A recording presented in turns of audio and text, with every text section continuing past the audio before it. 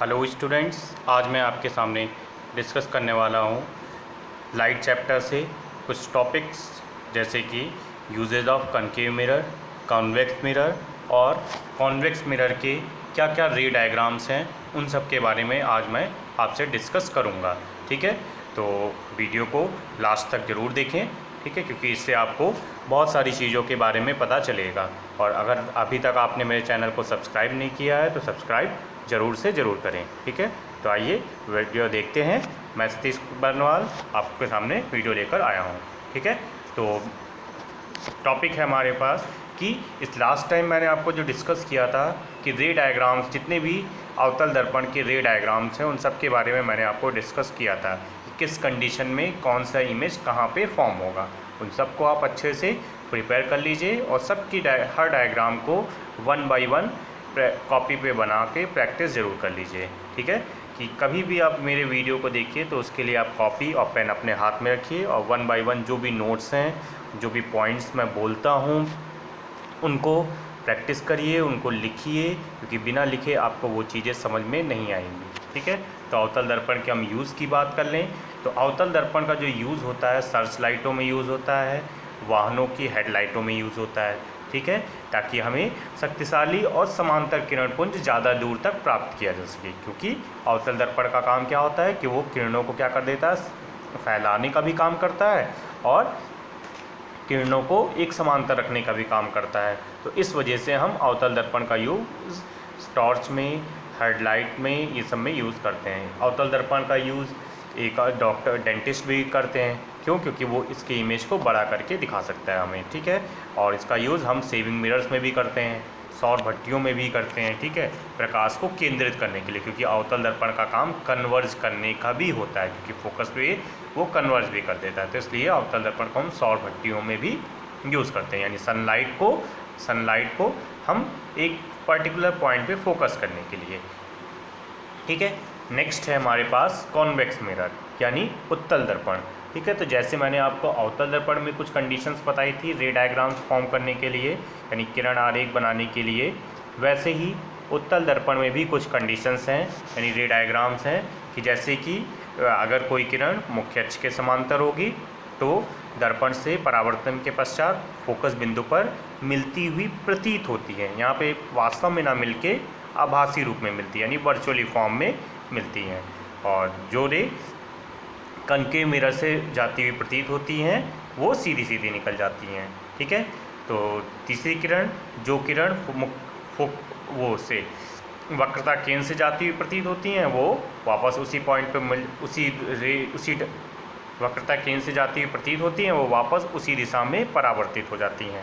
ठीक है, जो किरण दर्पण के ध्रुव से टकराती हैं, बिंदु से टकराती हैं, वो उसी एंगल पे, जितने एंगल से वो टकराती हैं उसी एंगल से वो वापस निकल आती हैं। ठीक है, वापस लौट आती, परावर्तित हो जाती। तो ये हमारे कुछ रिफॉर्मेशन रूल्स हैं उत्तल दर्पण में, यानी एक तरह से वैसे ही है जैसे कि अवतल दर्पण में थे। बस यहाँ पे क्या है कि यहाँ पे किरणें जो है आभासी रूप में मिलती हैं और अवतल में क्या होता है कि वास्तविक रूप में मिलती हैं। ठीक है, तो अब हम सबकी स्थिति की बात कर लेते हैं कि अगर अनंत पर किरणें हों, यानी वस्तु जो हो अगर अनंत पर रखी हो, तो अनंत पर अगर वस्तु रखी होगी तो उसका प्रतिबिंब हमें कहाँ पे मिलेगा, तो प्रतिबिंब मिलेगा हमें फोकस पर, यानी दर्पण के पीछे। वो कैसा होगा, आभासी प्रतिबिंब होगा और वस्तु से बहुत ही छोटा होगा। ठीक है, आभासी होगा और सीधा प्रतिबिंब होगा, वस्तु से कैसा होगा, छोटा प्रतिबिंब होगा। दूसरा पॉइंट की बात करें तो वस्तु अगर अनंत और दर्पण के ध्रुव के बीच में कहीं पर भी रखी हो, ठीक है, ज़रूरी नहीं जहाँ पे मैंने दिखाया है, कहीं पर भी आप रख सकते हैं, अनंत और दर्पण के ध्रुव के बीच में कहीं पर भी वस्तु रखी हो तो उसका प्रतिबिंब हमेशा एक ही जगह पे बनता है, वह दर्पण के ध्रुव और फोकस के बीच में बनता है, यानी दर्पण के दाईं ओर और यानी दर्पण के पीछे P और F के बीच में बनता है और आभासी और सीधा और वस्तु से हमेशा छोटा बनता है।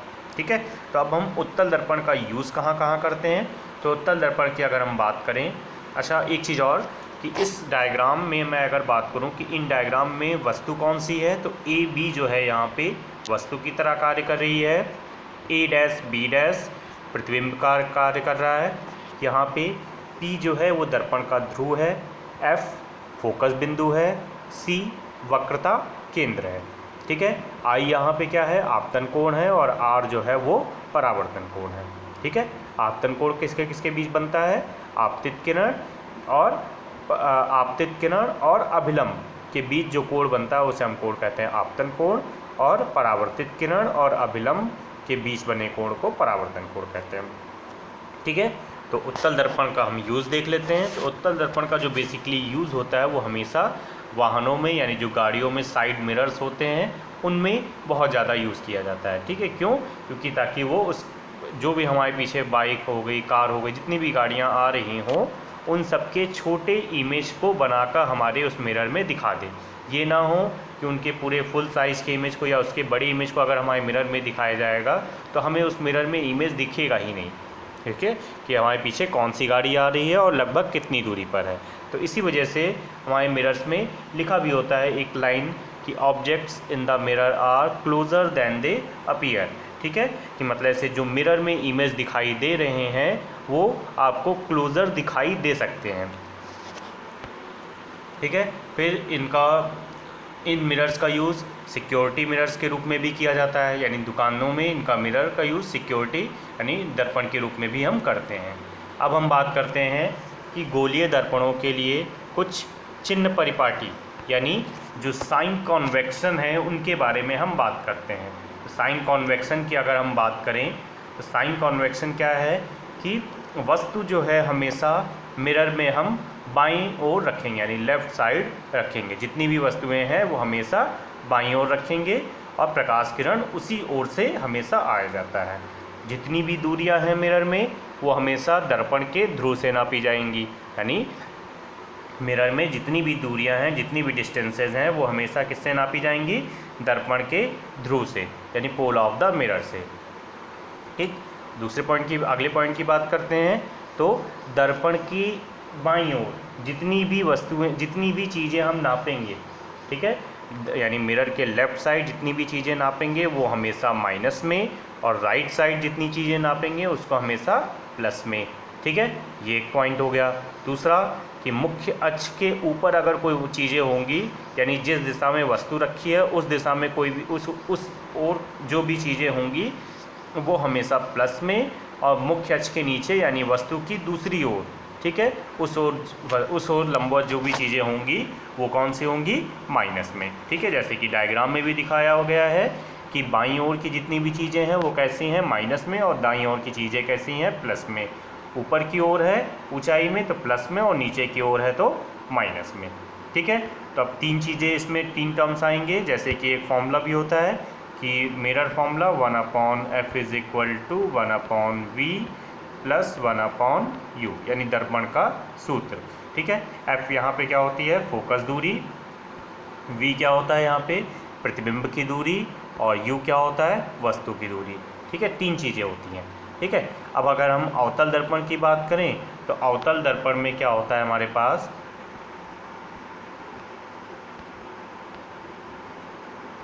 अवतल दर्पण की बात करें तो u, v और f तीनों किस में होते हैं, माइनस में। अवतल दर्पण में u, v और f तीनों माइनस में। लेकिन अगर हम उत्तल की बात करते हैं तो उत्तल में क्या होता है, u माइनस में होता है, और v और f जो दोनों हैं वो किस में होते हैं, प्लस में होते हैं। ठीक है, यानी अवतल में u, v और f तीनों क्या होते हैं, माइनस में होते हैं। अवतल में एक स्थिति हमें ये भी ध्यान रखनी है कि जब वस्तु दर्पण के ध्रुव और फोकस के बीच में हो, यानी जब प्रतिबिंब आभासी बनता है।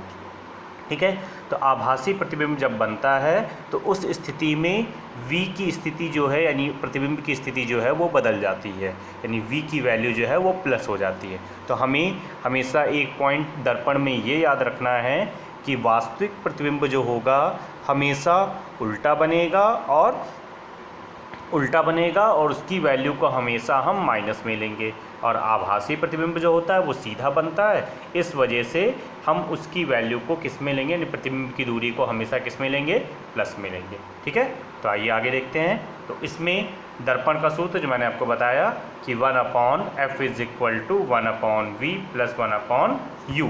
ठीक है, v क्या है, प्रतिबिंब की दूरी, u वस्तु की दूरी और f फोकस दूरी। ठीक है।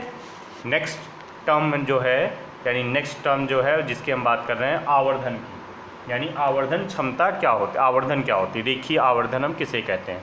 अगर बेसिकली हम इसकी डेफिनेशन की बात करें तो रेखीय आवर्धन क्या होता है, प्रतिबिंब की ऊंचाई तथा वस्तु की ऊंचाई के अनुपात को रेखीय आवर्धन कहते हैं। यानी किसी दर्पण द्वारा बने प्रतिबिंब की लंबाई तथा वस्तु की लंबाई के अनुपात को रेखीय आवर्धन कहते हैं। और इसका फॉर्मूला जो होता है हमारे पास वो क्या होता है, m = I/, ठीक है, ये हमारे पास इसका फॉर्मूला होता है, m = I/O। ठीक है। अब आवर्धन होता क्या है, हम अगर इसकी ये बात करें कि बेसिकली अगर डिफ़ाइन करने के लिए कहें, कोई आपसे ये पूछे कि ये तो एक कैलकुलेशन की बात हुई, किस तरह से हम आवर्धन को कैलकुलेट करते हैं, लेकिन अगर ये पूछे कि आवर्धन है क्या, हमें बताता क्या है आवर्धन, तो आवर्धन हमें ये बताता है कि कोई भी जो प्रतिबिंब है वो वस्तु का कितना गुना बड़ा बन के दिख रहा है हमें। ठीक है। यानी कोई जो प्रतिबिंब है वो वस्तु से कितनी गुना बड़ा बन रहा है। ठीक है। जैसे अगर हमने कहा हमने एक मिरर लगाया और वो मिरर हमें इमेज बना के दे रहा है, तो वो वस्तु का कितने गुना बड़ा बन रहा है, उससे बड़ा बन रहा है कि उससे छोटा बन रहा है, वो हमें बताता है, आवर्धन बताता है। ठीक है। तो ये हमारा आवर्धन का वर्क है। आवर्धन अगर हम इसकी यूनिट की बात करें तो आवर्धन की यूनिट कुछ भी नहीं होती, यानी नो यूनिट इसकी। ठीक है। m = फॉर्मूला I/O या माइनस का V/U। ठीक है। अब इसमें भी एक पॉइंट हमें ध्यान रखना है कि यदि प्रतिबिंब वास्तविक होगा तो m किस में लेंगे हम, माइनस में, और अगर प्रतिबिंब आभासी होगा तो m को हम किस में लेंगे, प्लस में लेंगे। ठीक है। तो इन चीज़ों को हमें ध्यान रखना है। समतल दर्पण का जो आवर्धन होता है हमेशा प्लस में होता है। ठीक है। तो ये सारे पॉइंट्स हैं, इन सबको आपको रीड करना है, और अगर कोई पॉइंट्स में किसी भी चीज़ में आपको दिक्कत हो, किसी भी पॉइंट में प्रॉब्लम हो, तो आप मुझे कमेंट सेक्शन में कमेंट कर सकते हैं। ठीक है। Thank you class and have a nice day.